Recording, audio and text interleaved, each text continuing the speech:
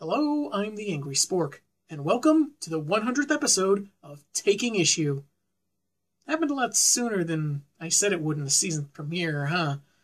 Guess that's what happens when you lose track of your episode count. And what topic are we going to cover in this historic and epic episode? If you can't tell by now, you clearly have not been watching enough of my show.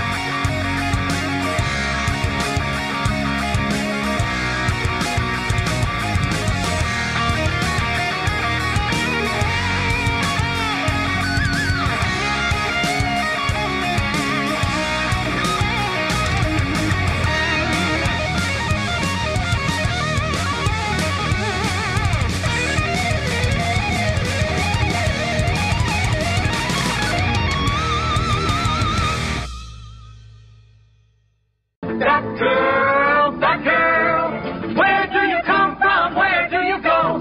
What did you see, baby? Cassandra Cain first appeared during No Man's Land, the mute daughter of reputed assassin David Cain, one of Bruce Wayne's old mentors. Her origin was told like putting together a puzzle. You were given one or two pieces at a time until eventually you got the full picture. After years of training since birth, she killed a man with her bare hands. The same skill that let her predict someone's movements or read their mood allowed her to witness a body dying, and she vowed to forever abandon the life of a killer, forsaking the very reason she was created. Except when editorial stupidity commands otherwise. Ah, Sporkbot, ladies and gentlemen. Nice of you to show up. Long after the season premiere. And not in person, but What can I say? I have a face for radio and a voice for pantomime. you're just really lazy, aren't you? I'm not a people person. You can relate. Right, moving on. Cass went through many a trial as both heroine and Bat family member, working to communicate with others even after a psionic deus ex machina. Then, after 73 issues, give or take some annuals and crossovers, her title got canned and she was turned evil.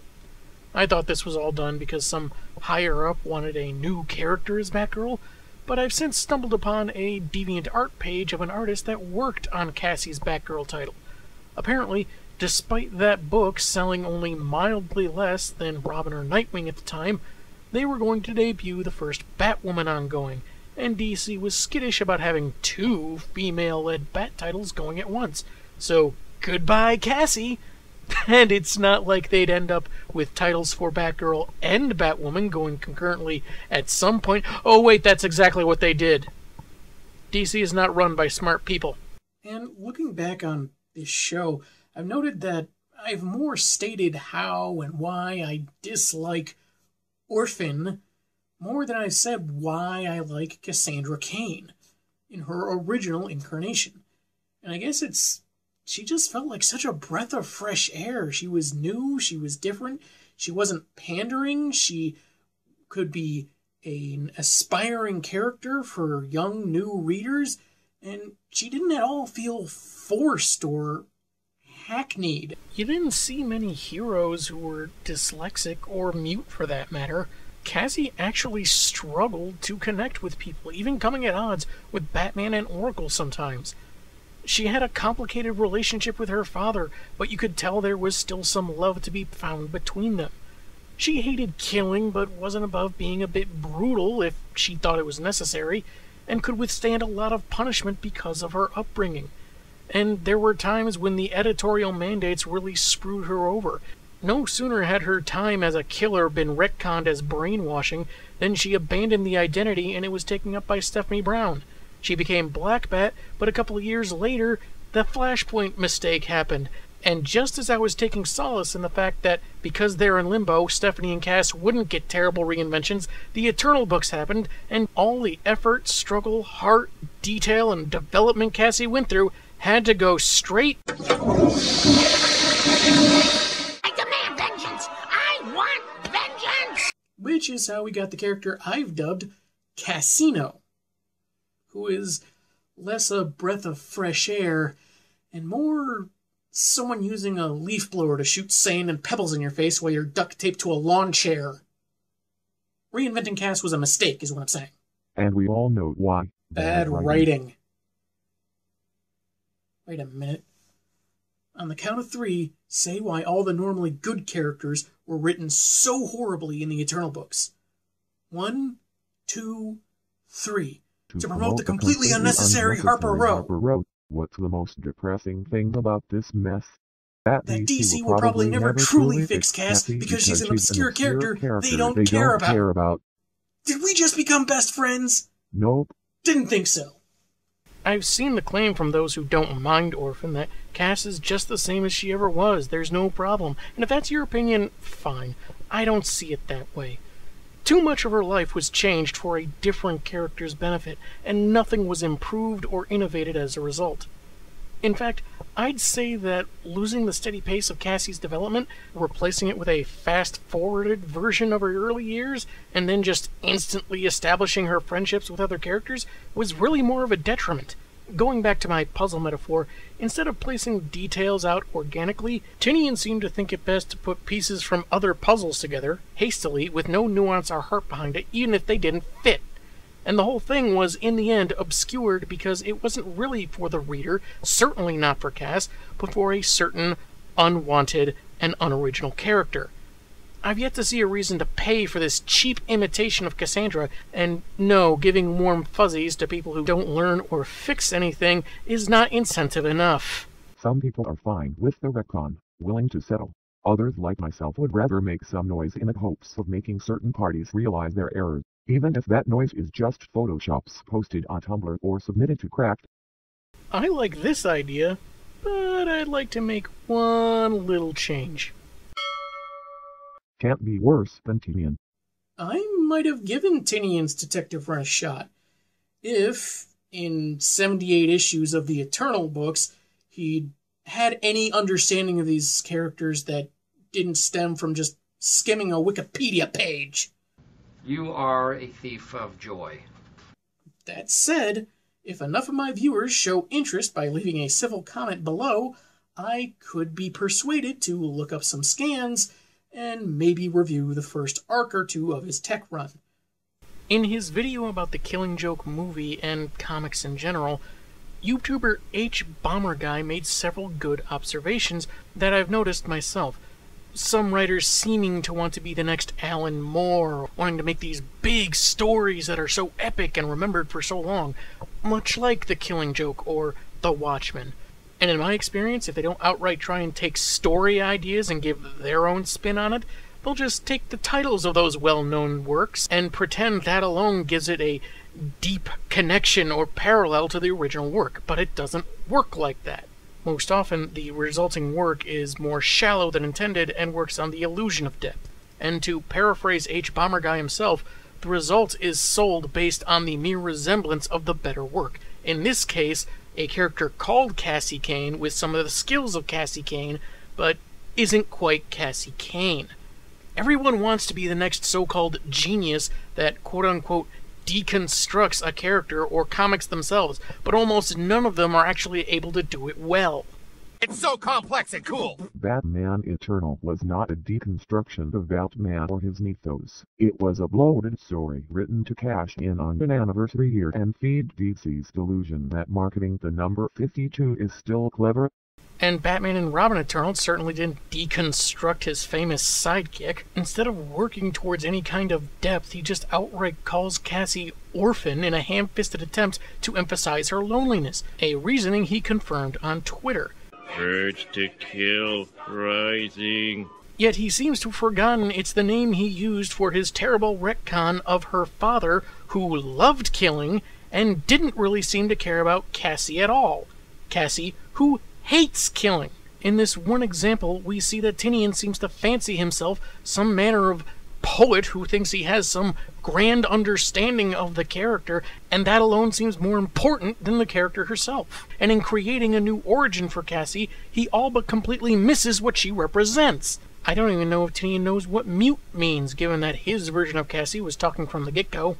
I think the main reason he fast-forwarded through her development is because he was relying on existing readers' familiarity to carry this interpretation, rather than writing in such a way that it can stand on its own merits, as if he thought that making the story needlessly complicated and overly bloated is what makes it deep and interesting. Just because an idea is overly convoluted and complex doesn't make it cool! The only reason Orphan has stitches on her mask is so that you will make a visual connection to Cassie's Batgirl identity to ease the reader into the idea that this is just the same Cassie as before. She is not. The barest illusion of depth, sold on some vague resemblance to better works. Just because the ends are vaguely similar does not mean that the means are identical. Cassandra and Stephanie, for example, had a mutual dislike of each other that grew into a rivalry that grew into a friendship. Tynion thought it was the same thing to have Stephanie invite Cass for a group hug after she called the girl inhuman.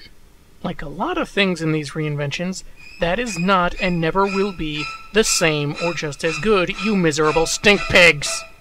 Urge to kill rising. Ugh. Why can't you focus on more of the positives? Why not just, I don't know, let people enjoy what they enjoy, brah?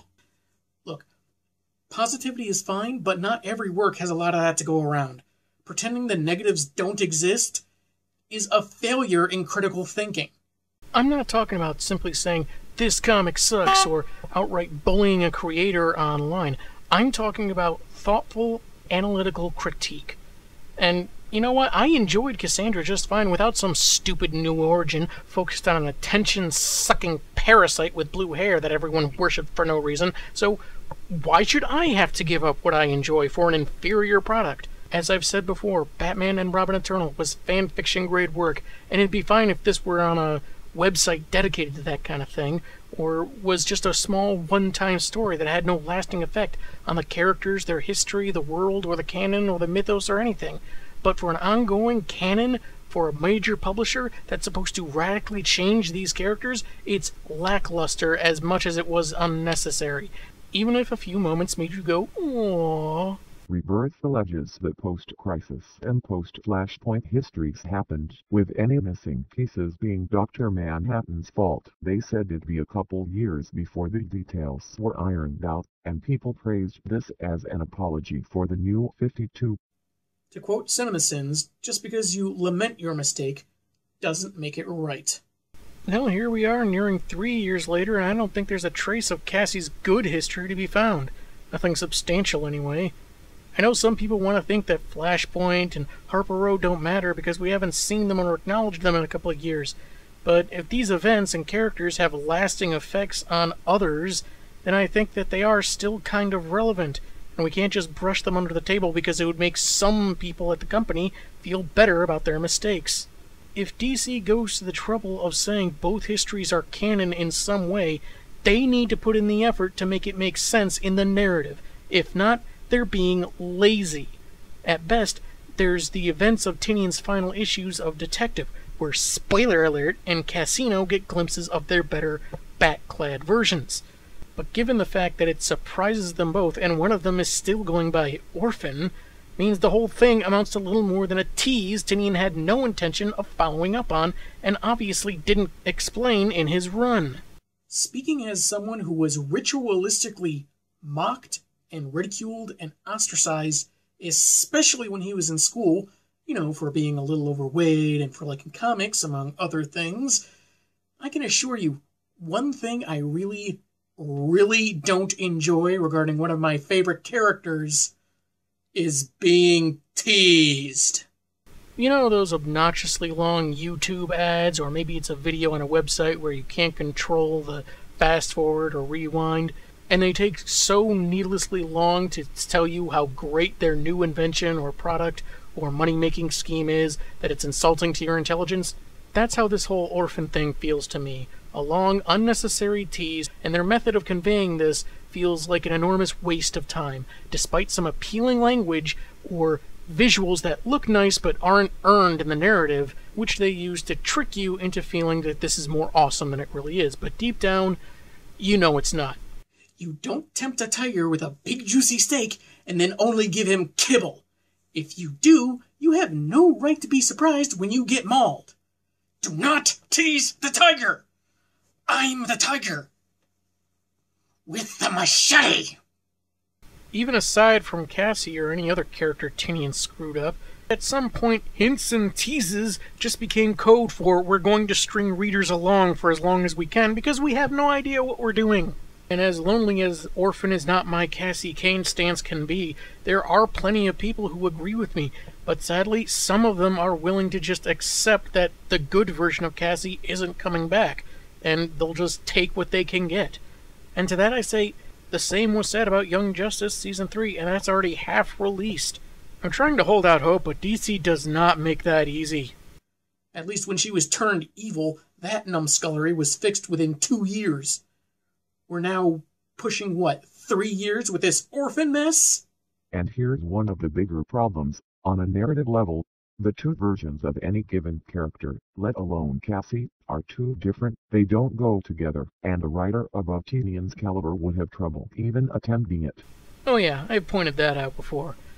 Mr. Freeze, for example, can't both have been married to Nora, whom he put in cryostasis, and have imagined his marriage to a woman frozen before he was even born. Stephanie Brown can't be the girl who struggled for years to be accepted by other Gotham crime fighters, and someone who is brought in with very little scrutiny. Billy Batson can't be the good-natured kid and the angsty jerk. David Kane can't be the seasoned assassin who actually loved his daughter, and the drooling henchman working for eviler Mallory Archer that only cared for his kid when poor writing deemed it convenient for a cheap emotional scene, ending in a lame attempt at redemption. And the same goes for Cassandra. Over private messaging a couple years back, even Scott Snyder admitted there would have to be some picking and choosing, and even Tinian showed that, ironically, when Tim Drake's origin became more or less back to post-crisis status. The closest I've seen to any kind of explanation about Cassie's current status quo were the visions of her time as Batgirl in Detective 980. And again, that was largely just a tease! It doesn't explain how she's supposed to have had her own life, been her own character, had a father that actually cared about her, and how Tinian's completely opposite version is supposed to work with that. And I think that's largely because it can't. And despite that, Tinian didn't want to get rid of what he wrote. Tinian was trying to bake a cake using sand, sponges, and Broadway sealant. His ingredients weren't right for what he intended, and they don't quite work together. And given how poorly managed story elements were in his previous work, I don't think Tinian ever considered how Rebirth was going to work for Cassie. It was always going to be his version, not the one that was properly composed or made any sense, the one he claimed to have fallen in love with. And the higher-ups don't care about the character to pay any attention or enforce those pesky things we call standards. I also understand that Harper Row, the supremely important fixture in the Bat universe, if Tinian's writing is taken into account, has only popped up a couple of times since Rebirth started, but this seems to only avoid the problems created for her sake rather than fixing them. Imagine if an art museum hired a new security guard that said he was a big art fan, but he just started stabbing the paintings with a steak knife and smearing sculptures with pond scum while claiming he was doing the same thing the original artist did. Do the curators do anything to make any actual repairs? No. They just leave things as they are and shuffle the guard to a different wing and pat themselves on the back because they think they've fixed things. Why can't you just like more of DC's output? Why can't you just enjoy this? Maybe you didn't have such high expectations. You'd have a much happier time, brah. It's human nature to put a lot of focus on something we think is a problem. That's why we might dwell more on certain bad memories than more positive ones, or why focusing so much on a problem seems to take more time than, say, when you're just relaxing. And I found a lot of problems in this situation. After the years of pointless changes and mediocrity, my expectations can't get any lower, so I guess they'll have to start being not terrible at their jobs, no matter how frightening that prospect is. Sorry if it sounds repetitive, but I hope that helps to clarify why I'm still angry about this whole orphan mess. I'm still not sure why you insisted on this mild contribution. Why's that? For starters, I barely did anything, and what little I did say, you already seemed to have covered before. I didn't exactly add much. Gee, remind you of anything? Remember earlier in the video when I said I was bullied? Well, a lot of times I was the one that would get disciplined. I was the one that would have to be moved, even though someone else was the problem. The actual troublemakers, or at least people just making mistakes, were hardly ever held accountable. And this rang true even when I entered the workforce. Likewise, Cassandra Cain wasn't the problem. There was nothing wrong with her. But someone comes along, changes her completely, and wants to pretend she's the same. Why keep an origin for Cassie Cain where she is not the focus and she's treated so poorly, treated like an afterthought? That doesn't go away because you had her hug some people and enjoy ballet. It feels more that Tynion kept it not because it was good, but because it was his, and he has more of a connection to that version of the character than Scott Lobdell's reinvention of Tim Drake, which Tynion wrote away. And you can't tell me that they don't want to wipe away a few years of Tynion's work, because DC wiped decades of history for their New 52. And I think one misleading factor in why Orphan is accepted at all is because we went without Cassandra for so long. Well, you know, condition people to expect nothing, and the least little something gets them all excited. And Cassie isn't the only character that would benefit from losing her reinvention, and going on like Flashpoint was little more than a bad dream, to be forgotten forever. You might ask, what about the readers that got started because of the New 52? Well, in that scenario, I would say, change happens. You gotta accept it. And with that, I'm out of here. If you need me, don't need me. I don't think less of people who accept Orphan. I just strongly disagree with them, and I don't think we should be letting DC off the hook for yet another mistake. And to people who only know this version of Cassandra Cain, I say, look up her original stuff. Read No Man's Land. Read her Batgirl ongoing. Read what she was like when she was the focus of her own life. And the things Tynion tried rehashing, see what they were like the first time. Look, there's even hugging. And amazingly, she doesn't use a serial killer's name. And regardless of who's writing this substandard reinvention of Cassie, I have no incentive to continue buying any comics featuring her when, again, it was all a mistake. The smiling, the hugging, the dialogue that's close enough to the characters before Flashpoint, the less than subtle attempts at poetry, the claim of understanding this character coupled with the narrative evidence of not understanding this character all make Tynion out to be more of a fanfiction writer desperately trying to prove something. You can only really get invested in a story if you care about the characters or the situation they're in, but DC has spent years making me not care about what they're doing next.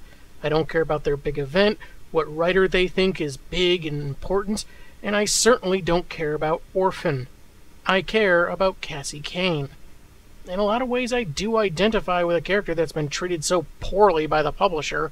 I know it seems like I'm targeting Tinian specifically, even though there's plenty of blame to go around, not just with the other writers on the Eternal books, but also the higher-ups for mandating pointless reboots in general. But the finer details all seem to be his ideas, so what can I say? Just because he's a fan doesn't mean he can't be wrong. And yeah, I'm voting with my wallet and not buying much DC these days, but after everything they've done, I'm not giving them the luxury of my silence or apathy. They don't deserve that any more than they deserve my trust. Maybe you're someone who is annoyed or perplexed by how often I rally against Orphan, and I assure you that's not my intention. As I said in my Valentine's Day episode about shipping, studies have shown that our connections to fictional characters can feel very real. And so when they screw this character up, yes, I'm gonna be upset about it. And no, I'm not gonna take, well, this is the way we're going to do it for an answer. Cass was a great character, and she can do great things if handled well. The mere mention of her being included in something like the Birds of Prey movie doesn't excite me because of the track record of DC movies. I had a little more hope for Young Justice Outsiders, but that's because Greg Weisman actually knows what he's doing when it comes to storytelling. What the Eternal books offered were little more than Easter eggs to the real thing. Just little hints to remind you of what came before, but they alone do not amount to the thing they're referencing. As far as I'm concerned, nothing short of erasing this lousy history and origin and the bird dropping it was focused on actually fixes what was broken. You can't change writers or refuse to acknowledge the mistake and expect things to be resolved, or for your customers to be happy you gave them a pale imitation. This show started with me taking a look at Cassandra Cain, and it seemed fitting enough that the 100th episode would do the same. Then, just as now, I feel the same way. She was much better without the reinvention, and an apology isn't really an apology when you insist on keeping the mistake. The way I see it, Superman more or less lost basically everything New 52 related after Rebirth. His history is basically back to what it is pre-Flashpoint. As far as I'm concerned, Cassie deserves the same treatment. But to do one better, get rid of everything changed about her because of Flashpoint. You think you're so clever, brah? What would you do to change her back, brah? Oh, I've got ideas.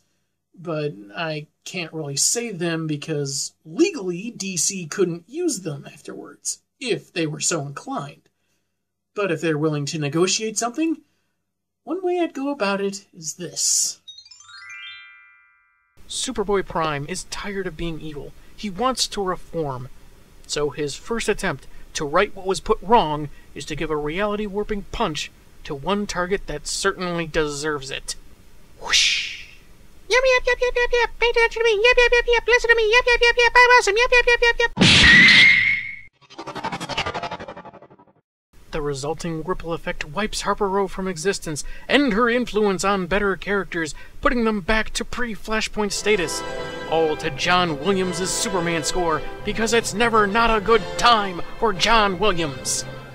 And all the peoples rejoiced. For now, thank you for watching my 100th episode. Thank you for indulging yet another Cassandra rant. Cassandra rant? Anyway. And for now, getting Cassandra Cain free from her stupid retcon is the hill I'll die on. With the machete in my leg. I'm the Angry Spork. And this was still smarter and less painful than Batman and Robin Eternal.